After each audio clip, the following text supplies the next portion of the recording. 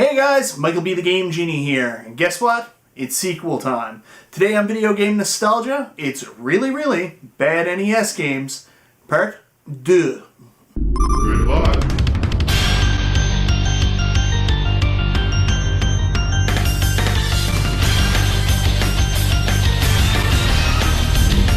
So that's right guys, today on Video Game Nostalgia, we're going to be going back and taking another look at some really, really bad NES games. This video was one of my most watched in an extremely long time. People really enjoyed it. They really enjoyed seeing me talk about NES games that I actually thought were bad. I guess people are so used to me trying to be so positive about NES games and even taking ones that are universally considered bad and say, no, it's a good one. I mean, what could make me actually break and say it's a bad game?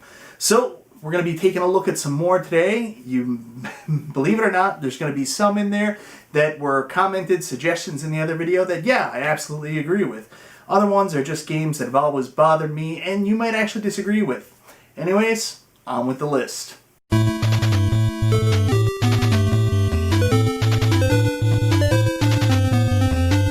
Oh brother, we are into the shits of the shits with this one here. I remember getting into the X-Men hard around 1989 and 1990, and when I discovered this game at the rental store, I had to try it out. Well, I don't think I need to do too much foreshadowing here when I say what an absolute disappointment it was. In fact, I think this may have been the first rental I ever tried to return on the same night. Honestly, I don't even know where to start when describing why this game is bad. I mean, it's everything, right? Well, let's try with the gameplay first, because honestly, this is probably the biggest problem.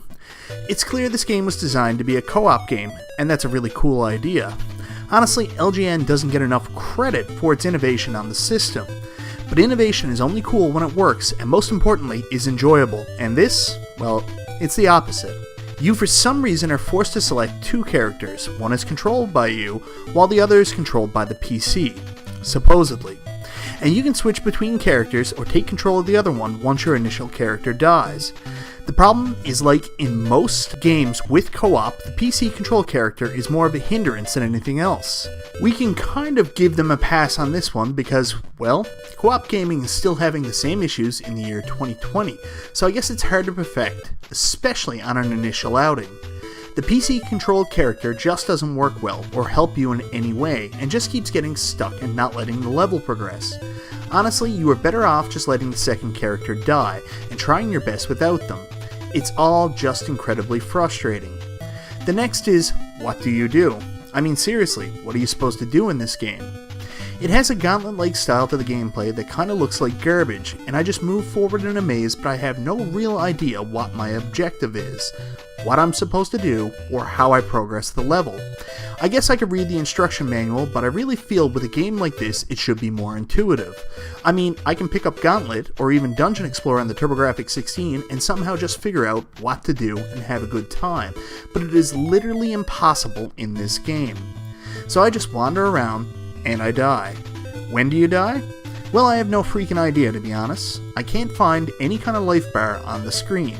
I guess if you pause it you can tell, but that just seems unnecessary to me. Much like with everything else I am doing, I just wander around and I have no idea what, when, or why things are happening, and I just die. I don't really have too much more to say about this one, it's just not fun. The whole game just seems so unnecessary and so unenjoyable. I mean, I try and see the good in every game I play.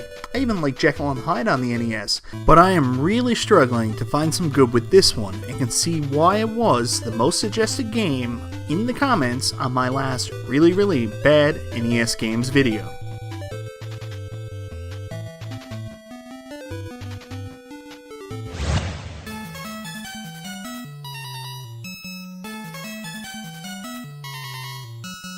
I don't think anyone who has watched my channel over the years will be surprised to see this game pop up on one of these lists from me. I suppose the biggest surprise is that it took so long. I rushed out to get Amagon right after seeing it reviewed by Pat the NES Punk, and despite him being somewhat critical of the game, I was concerned it would shoot up in price if I didn't grab it right away.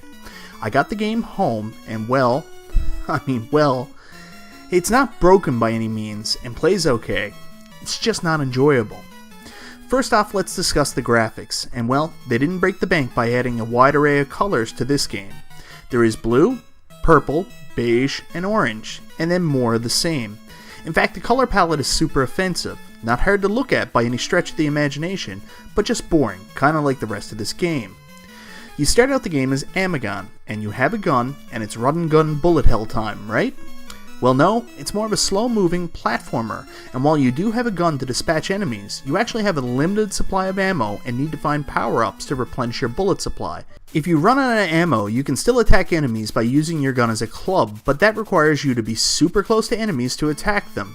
This wouldn't be a problem, but the enemies move so goddamn quickly, and shoot lightning fast projectiles of their own that are kinda hard to avoid, so basically running out of bullets is a death sentence. I mean, I can understand such rigorous inventory management in a survival horror game with dedicated saves and a more methodical playstyle, but in this game it just seems like it's designed to punish you for playing. There's another way to attack your enemies by collecting the Megagon power-up, and you transform into this giant beefcake where you are kind of invincible. You attack at close range without all the fear of being hit by the smaller enemies, with an uppercut that just destroys them, and this is kind of fun. You also have an armpit projectile that I don't really use. I mean, this part of the game is kind of fun, but much like your bullets, it doesn't last forever. Here's where we come back to the inventory management, as while being Megagon makes the game easier, you can only access it at certain times, and really you are forced to save it for the boss battles, which are impossible without it. I'm sure most of you are saying, dude, just use it and get good at the boss battles, but here's where inventory management turns into lives management and we talk about the continue system. There isn't one. Well, until stage 4 I think, but I have never made it that far to confirm. So you have to manage bullets, manage power-ups, and conserve lives up until at least stage 4, or you just die and start this boring, punishing mess all over again. While not a broken game like I mentioned earlier, because it plays pretty well, it's boring, needlessly hard, and needlessly punishing. I should mention, anyone looking for a more in-depth review should check out my buddy Mike Tendo's channel, where on a serious, dude you haven't played this game, him, Weekend Game Guy, and myself collaborated to do a full review. It was something.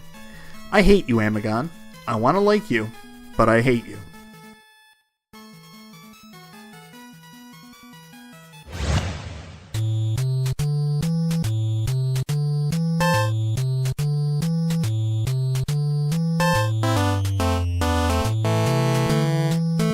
Well, this is timely considering it was just covered in that excellent Irate Gamer vs AVGN video, and not to mention my buddy My Retro Life, Tyler, just did a video on it as well. Go check those out if you haven't already. This one was a heartbreaker for me when I was a kid. I was a huge Dick Tracy fan and was so excited to have a game I could play at home, and well, this one just didn't do it for me. As a kid, I would say that this game has absolutely no redeeming qualities and was a total miss. But playing it as an adult, I have to say that I was wrong. Well, sort of. I think everyone was like me when we were kids and expecting an action-packed, guns out, cops versus robbers type game, and boy oh boy, is that not what we got here. No, instead we got the very slow-moving and trotting police detective simulator, complete with all the fast-paced action of checking our notes, asking questions, and sitting at a desk. Of course I am only kidding, but as a kid, this just confused me, and I didn't want the delay, and just wanted some levels to run through. When you do make it to the streets, it's difficult to control, and you have no idea where to go. Add on top of that people are shooting you from the rooftops like crazy, and it's hard to control the car, and we are not off to a good start, are we? When you do eventually make it into a level, it's just as hectic and hard to stay alive, and unless it's the right level you should have been in, there is no point in being there. The problem with this game, of course, is it isn't straightforward and incredibly cryptic.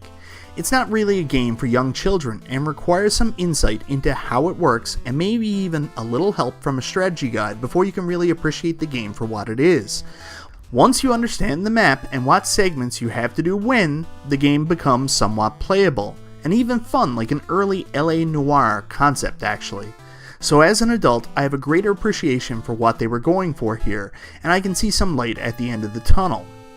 But to be honest, it's a dim light, because even with an appreciation of what I need to do to progress, it is still insanely frustrating to do so. I go back to the driving stages, and as God is my witness, I go nuts during this. I can control the car fine, but lose so much goddamn life getting to where I need to go. So much so that when I make it to the stage I need to be to find the clue, I'm drained and really don't have a chance of doing what I need to do in the level. Also, man oh man, I have so much trouble with the projectiles in this one. They are just so small and so hard to track. I mean, I like a cryptic game. In fact, I love Friday the 13th because it's the kind of game that once you get past the cryptic nature and understand what to do, it plays well. This one still fails and doesn't deliver any enjoyment to me whatsoever. Negative enjoyment to be had. I will keep trying and maybe, just maybe, get good enough to have fun, but it shouldn't be this hard to enjoy a game. So guys, what did you think? I know everybody's going to agree with me with the Uncanny X-Men, but the other two I'm not so sure on. I know there's people out there that support Amagon. I have no idea why, but they support Amagon. And maybe there's even some Dick Tracy supporters out there. I might become one myself eventually if I can ever get over how stupid the combat is. I'm not going to get into it. I'm not going to get into any more conversations about these games. I don't like them. But here's now your opportunity. If you disagree with me, you think these games that I've said are bad are actually good, let me know in the comments down below. And of course, if there's any other really, really bad NES games you'd like to see me cover in a future video, a part 3, if you may, feel free to let me know in the comments, and maybe it'll be one of the ones I talk about next time. Anyways, guys, thank you very much for watching. This is Michael B. the Game Genie, and I'll talk to you next time.